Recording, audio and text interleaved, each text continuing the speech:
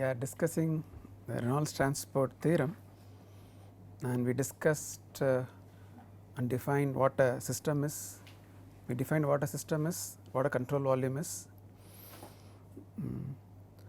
System is made up of specific fluid particles, control volume different fluid particles pass through, and we looked at the need for the Reynolds transport theorem to extend the laws of physics to the conservation equations. We derived the simplified form of the Reynolds transport theorem with few assumptions, and now we are going to derive a more general form of the Reynolds transport theorem.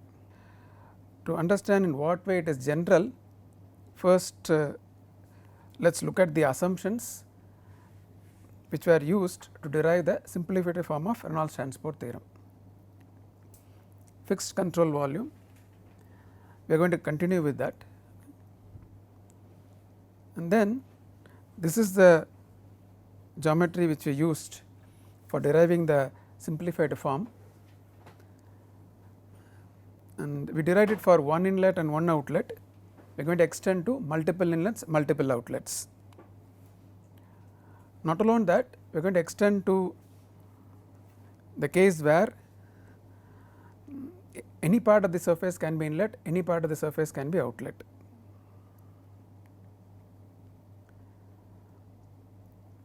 And we took the properties to be uniform across the cross section of the inlet and outlet. Now, the properties being density, the property B itself, the velocity. Now, we are going to allow for variation of properties across inlets and outlets. And then we took the velocity normal to the inlet and outlet phases, and now we are going to consider velocity at any angle to inlet and outlet surfaces.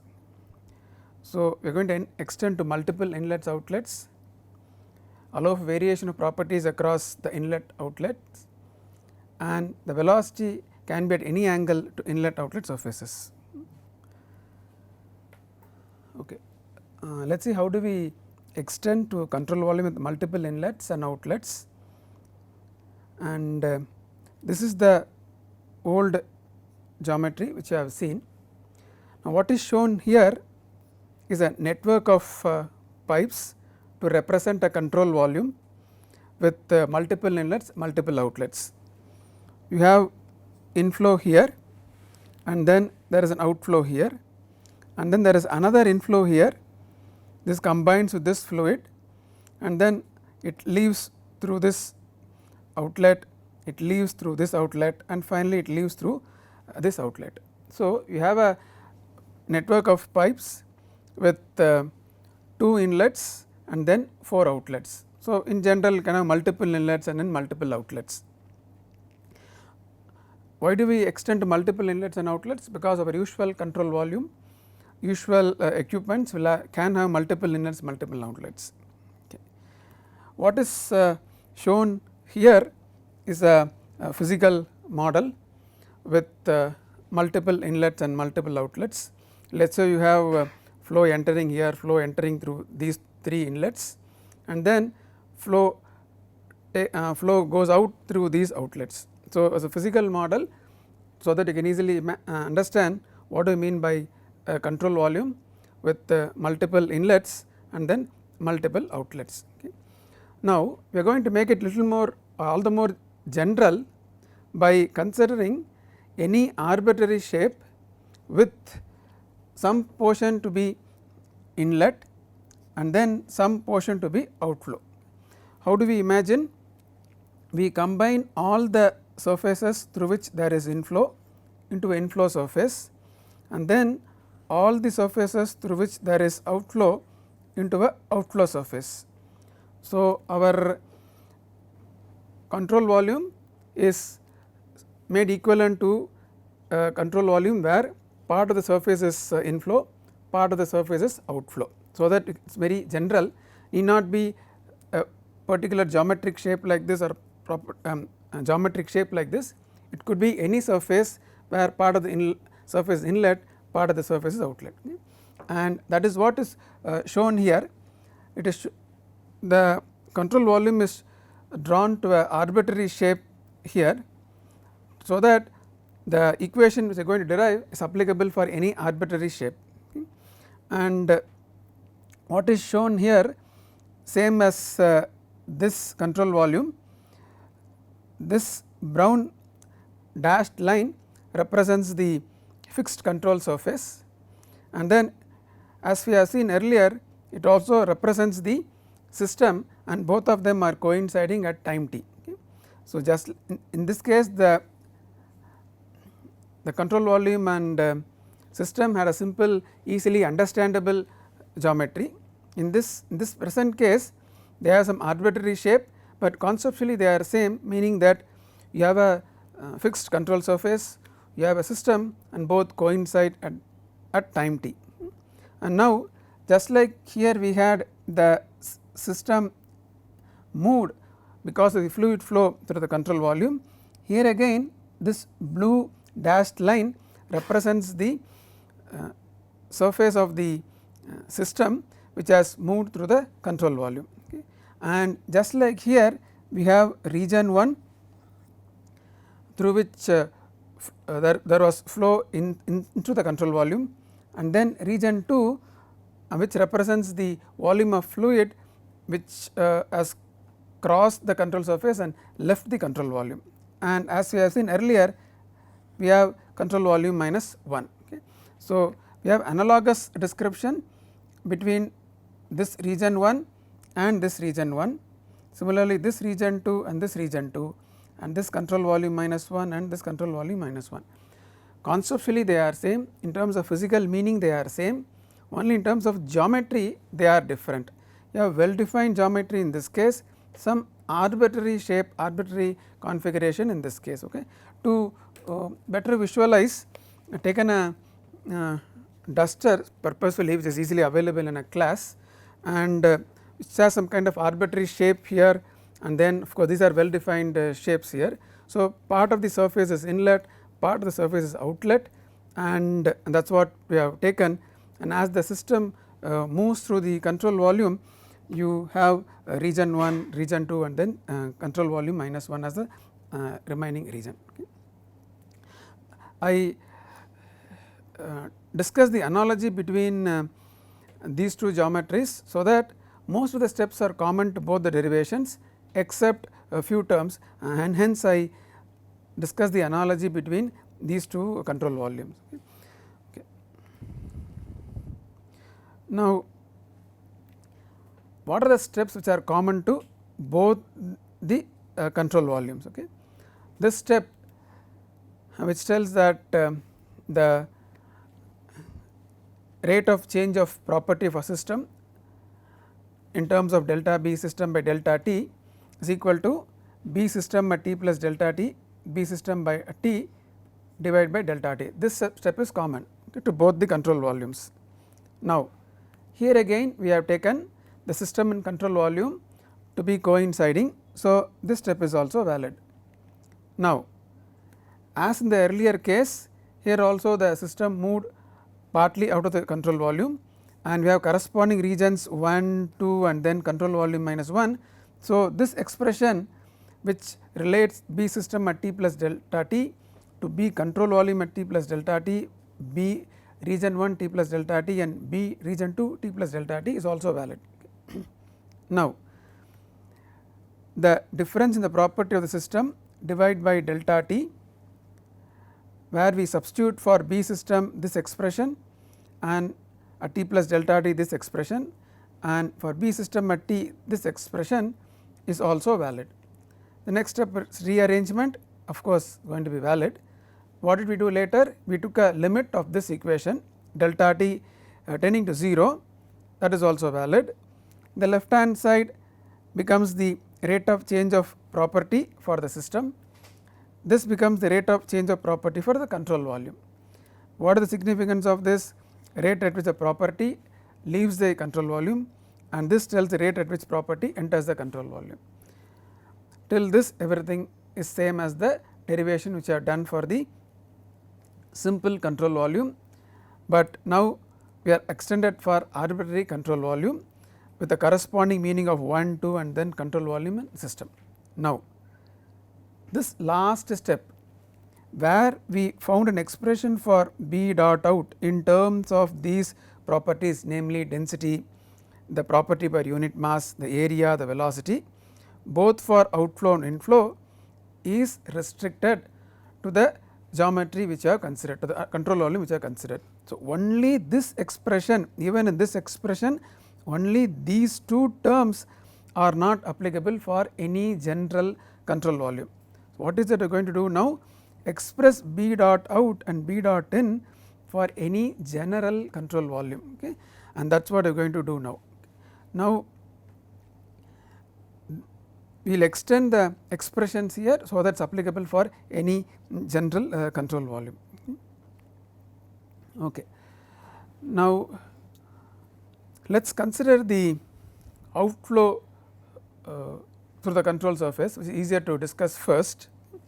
What is shown here is the outflow control surface denoted by CS out. What do we mean by that? The control volume is to the left of this.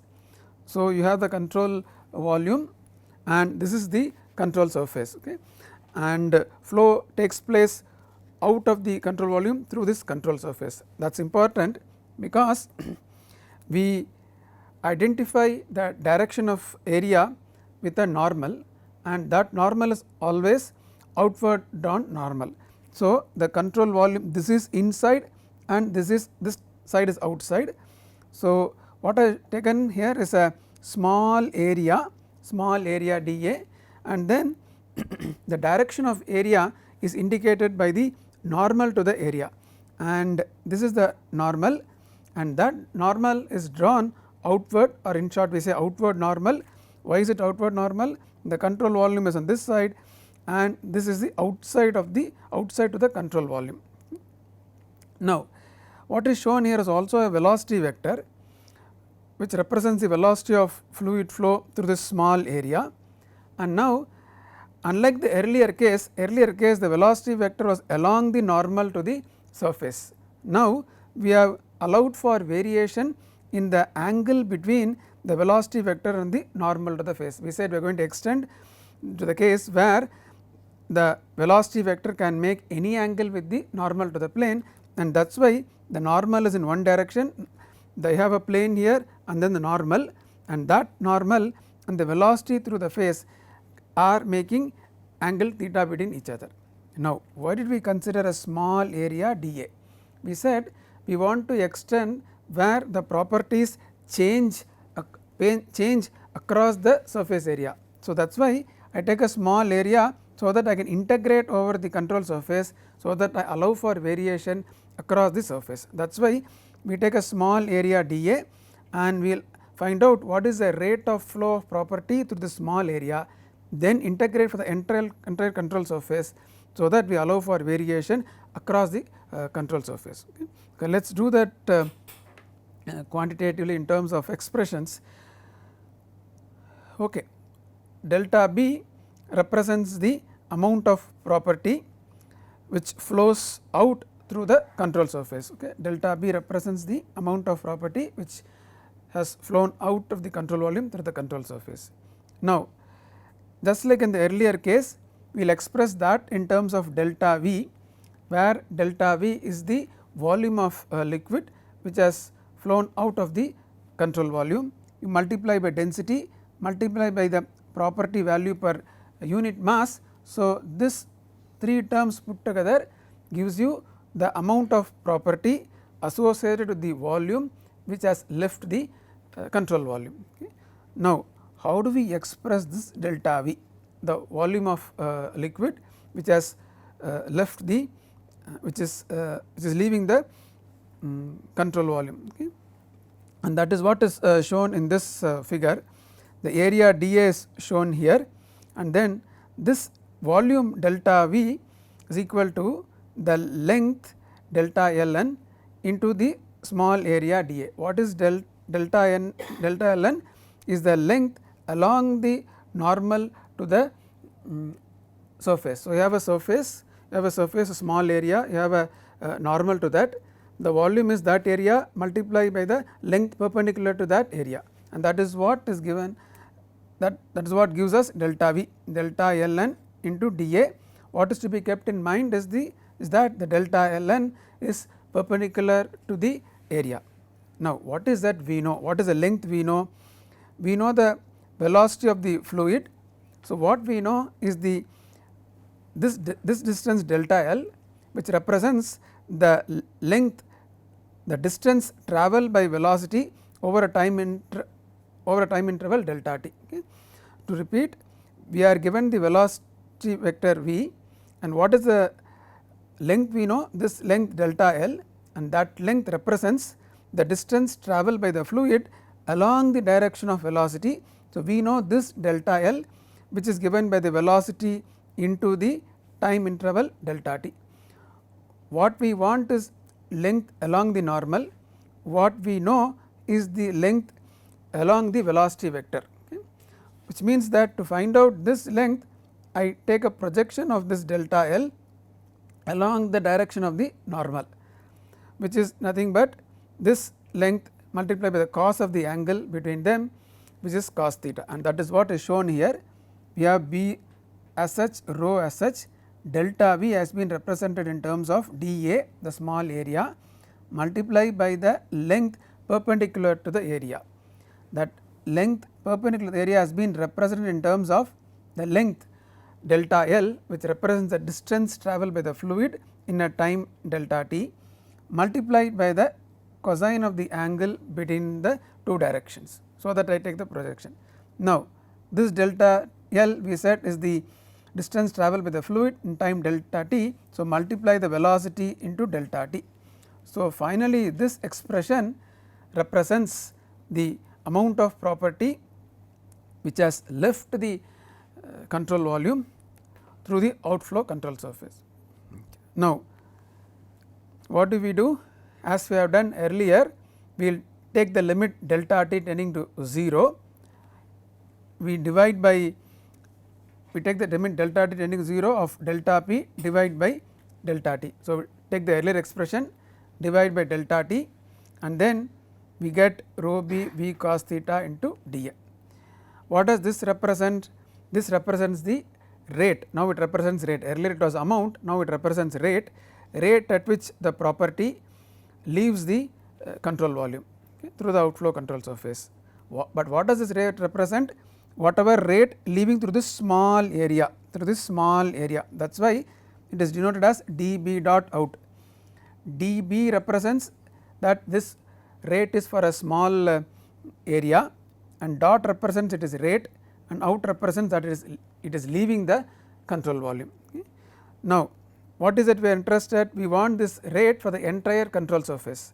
So, we integrate this dB dot out over the control surface through which there is outflow. So, B dot out represents rate at which property leaves through the outflow control surface.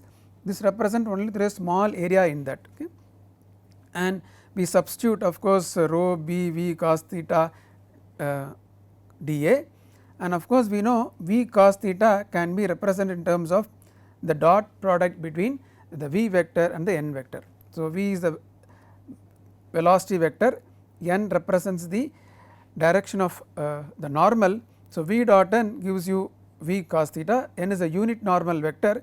So, v dot n becomes v cos theta.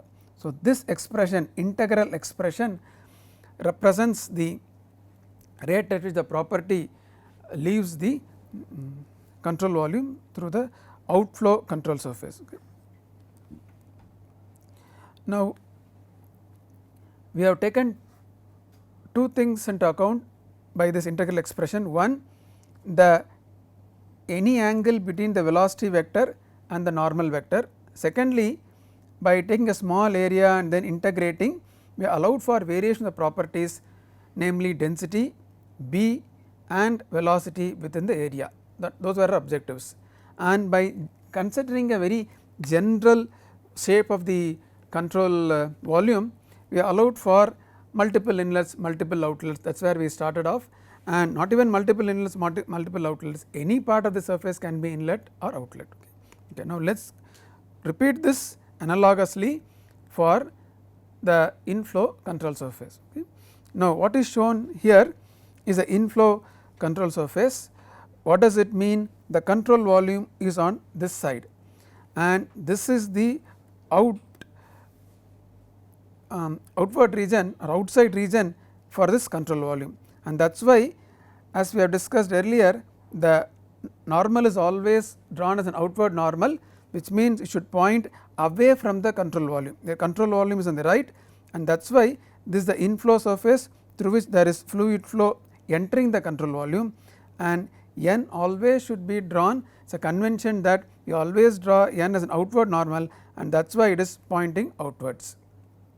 Now, as we have done in the earlier case, we have considered a small area dA, and the direction of that normal to the face is n vector.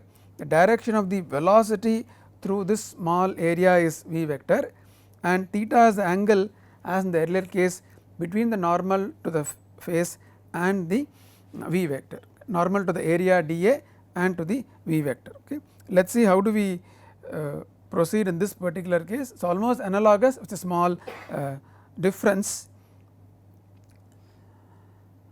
Okay. So, now delta B represents the amount of property which is entering the control volume. Okay. We represent as that into the delta V, which is the volume of liquid which enters the control volume through the inflow control surface, multiply by rho gives the mass of fluid, multiply with the property per unit mass. So, this will give you the amount of property which is associated with the volume which has entered the control volume through the inflow control surface. Now, as we have done earlier, we will represent this volume in terms of the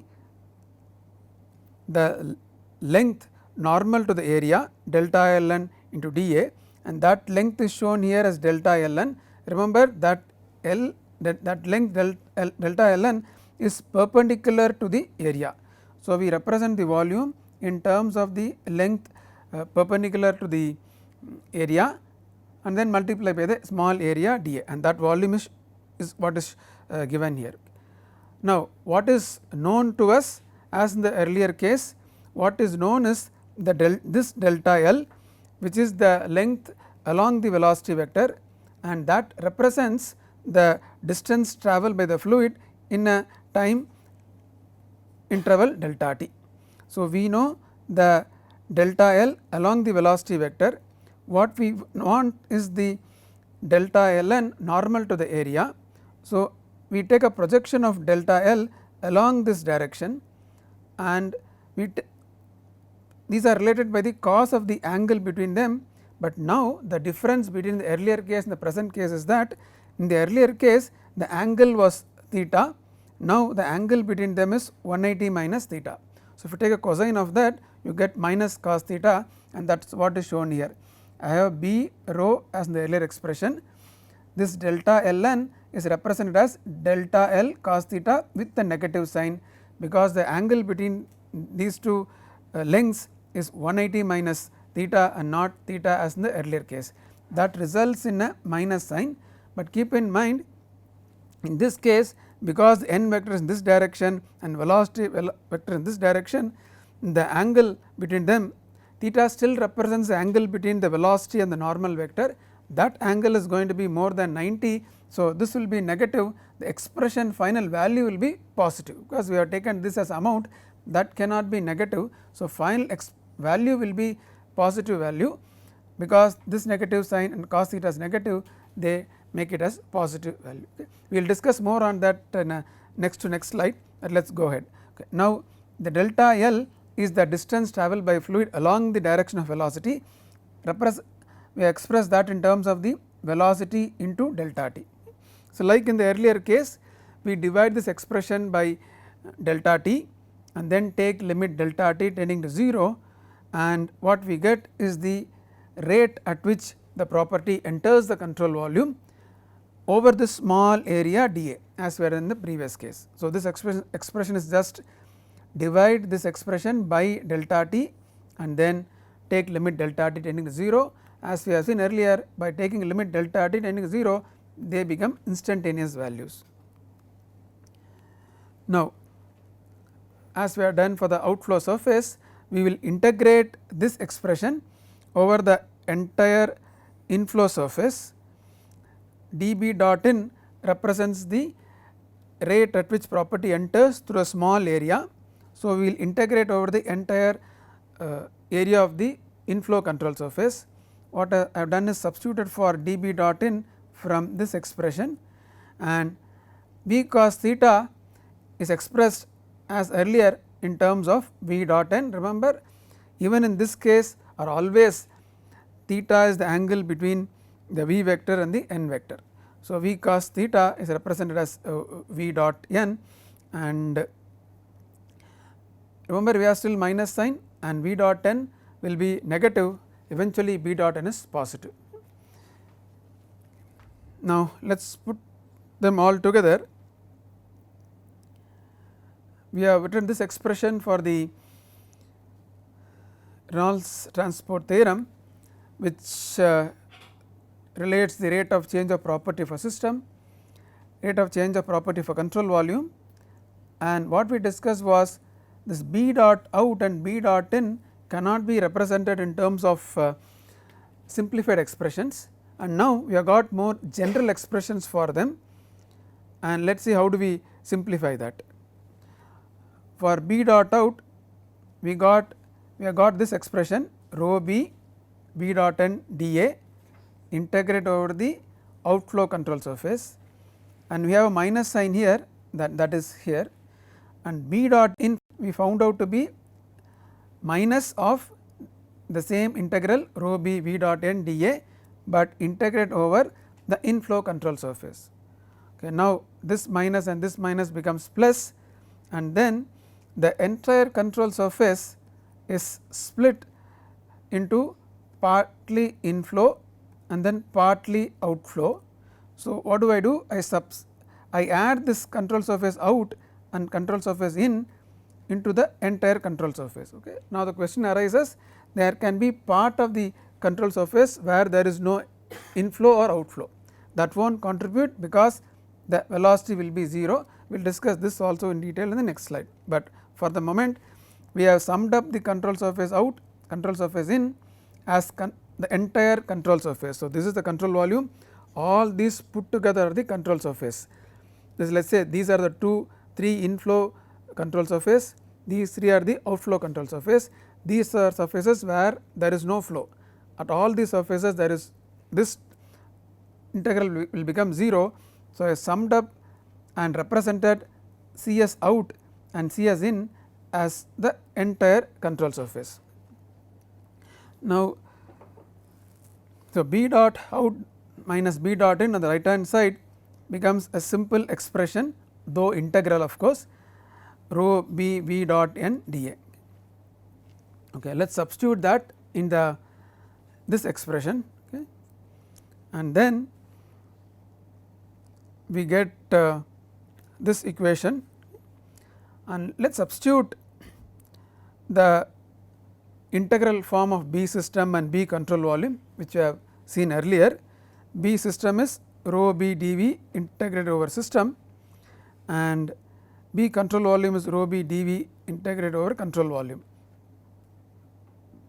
and of course, this term is there as such. Okay. So, this represents rate of change of property for system is equal to rate of change of property for control volume, and then this represents the net rate of outflow of property through the control surface. We will see why is that shortly. Now, for a fixed control volume, I can change the order of this differentiation and integration. Okay. Let me do that, but with a small change. When I integrate and then differentiate, once you integrate a volume, all the spatial changes are taken care.